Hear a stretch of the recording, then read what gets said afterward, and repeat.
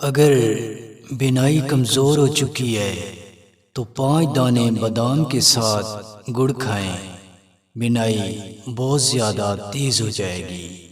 ناف میں ناریل کا تیل ڈالنے سے سر کی خشکی ختم ہو جاتی ہے۔ دودھ کی بلائی کے ساتھ کیلا کھانے سے دماغی کمزوری ختم ہوتی ہے۔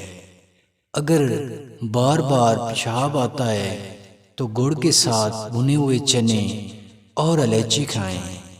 صبح نہار منہ پیاز کھانے سے گردے کی پتھری پیشاب کے ذریعے خارج ہوتی رہتی ہے۔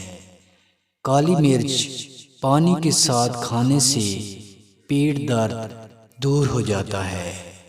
رات سوتے وقت ہاتھوں پر عرق گلاب لگانے سے ہاتھ نرم و ملائم ہوتے ہیں۔